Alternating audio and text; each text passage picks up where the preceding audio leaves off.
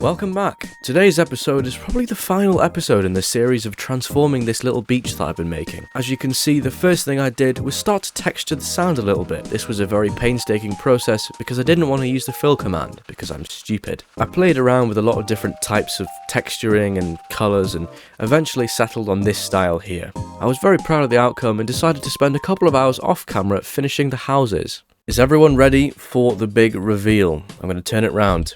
Boom. I don't think that looks too bad, personally.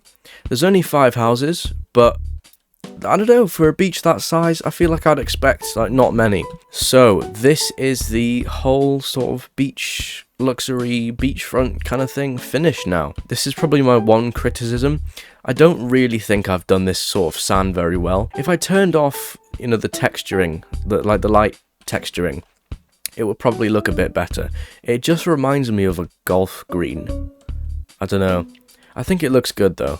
I like this great big thing here, because obviously beaches aren't flat. So you're going to be, walking down and back up again at some point on a beach, because it's never flat. So I think I've done a good job here. With the volleyball court, I was very clever. That's where people will be standing normally. So they'll leave indents in the sand, so I did that, very clever. Also replaced it with suspicious sand, just so you can, to actually see the court a little bit, it's a bit more outlined. Yeah, so I've been very busy detailing all of these houses. It doesn't really look very detailed, because I haven't actually added, furniture. But downstairs I have. So you can see, I'll take you around pretty much all of them, but I've just added the very basic sort of kitchen with a working sort of campfire underneath, very clever. TV with a sofa and a couple of rooms up here. So this will be like a bedroom, this will be a bathroom, and this will be a bedroom with an ensuite. Not really designed to be very big bedrooms because obviously they're not very big houses and you're not staying there permanently. So, what you get is what you get. This house though is probably is it the biggest? I think it is the biggest, if not that one, but it's one of the biggest. I've added a bit more of an interior. So you've got a bigger kitchen thing here with obviously a working stove. Shelves with nothing on them, just in the middle because I had all this room. And a lovely looking bookshelf / TV area, which is blended in with the stairs, which I quite like. Obviously lots of windows and lights to come in. And you have, okay, well I forgot to do the interior for this part, and obviously for the upstairs as well. But you can see big windows here, like A-shaped sort of windows, bay windows as well. And obviously if I'd bothered, I would have made bedrooms. Obviously I forgot to do that. So these are the rest of the houses. Obviously they're all detailed with interiors. They're all pretty much the exact same. But what I thought I would do is give you a little tutorial of what I normally do.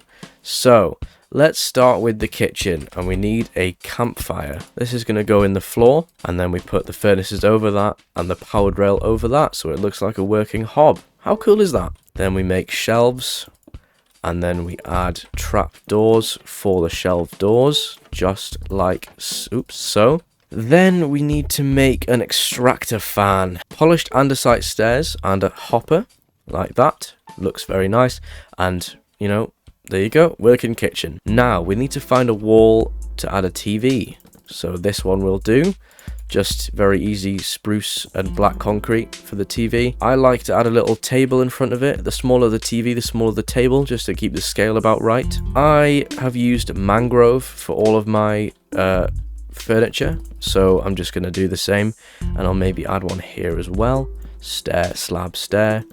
And then just build it up at the back. So it looks like a big sofa. There we go. There is the living room. There is literally nothing else that I'm going to add. Upstairs, we need to work out what space to use. So we have stairs in the middle of the floor, which makes it slightly more awkward. But what I'm thinking I'd do is just match up. Oh, that's a good idea. Match up the walls, basically. Whenever I have a gap between windows is usually the gap I like to give for making a big room. I'll make the entrance here, right next to the stairs.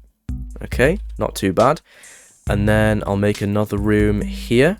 Just fill it right along. This is actually working out better than I thought it was going to. And then this will make it a bit more difficult. Tell you what, we'll make this window a bit smaller, just so I can fit in a wall. I need to leave at least 2 for here. and then we'll make it like a tiny bathroom or something. But no, we have 2 bedrooms and we have a bathroom, which is good, with a very big window for a bathroom. But at least no one's going to be looking in while you're having a wee sat on the lake. Should we add some decoration to the outside? We can see if we, tell you what, I can get rid of all this stuff now because I'm done building. And let's get a flower pot and let's get some spruce leaves. Keep the spruce theme going. And we'll put one there and build them up like that. So they're by the door. That looks quite nice. They're not meant to be like the most luxurious homes in the world, just because it's on a small lake. That's also, you know, sort of Lake District, concrete, slate roofs, that kind of thing. If you've never seen the Lake District, this probably won't make a lot of sense to you, but this is, I like this, yeah. You can see I made a lot of progress with the coral as well. Obviously, I'm not, you know, finished yet, but I've made a lot of progress. I don't remember if I showed this in the 3rd episode or not, but I used the fill command just to, you know, fill all this area out.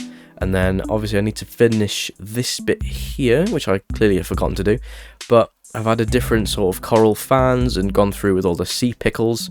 I love the word sea pickle, it's so good. Just to give it a bit more light. My intention kind of wasn't to make a coral reef, it was sort of to make the water look a bit lighter. And you can actually see the coral and the seagrass a little bit here, which I think personally looks quite nice.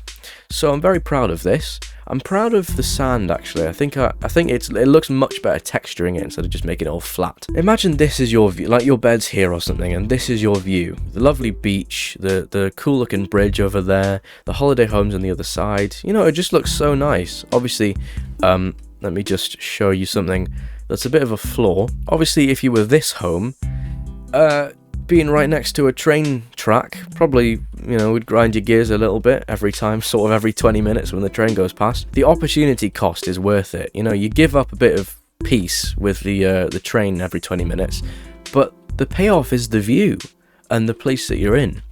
So I don't think they'll mind. And also they're not real, so it doesn't even matter. So yeah, there are my 5 holiday homes. There is the textured sand. There's the volleyball court. We haven't made any boats yet with the piers, but I don't know if I really want to. I don't know. I mean, I could. I just, if I'm honest, really can't be bothered. I think, like, coming up with a different boat design and not copying someone else's is just too, like, annoying and time wasting. So we'll pretend that there's boats here. Maybe I'll come back to it in the future because, you know, I still have to finish the coral. But I think for now, I'm comfortable enough to park this project. If you're watching this, let me know what to move on to. One of my plans is I want to expand the skyscraper area in the main part of the city. And by doing that, I want to add sort of like high-rise apartments, because when you get to this area of the city, obviously a city is supposed to be sort of layered with different heights of buildings, which is kind of what I tried to do here, as you can see, but I've condensed it into a very small area of the city. This is the map, so you can see I've got this little bit here to fill, and I've also got this really big strip of green here to fill, which needs to be done. I need to fill all of this strip to make the map complete. I don't know what I'm going to do with this bit yet. That'll probably do for now. I'm quite happy with the progress I've made. That is the bulk of this episode, so thank you very much for watching, and I will see you later.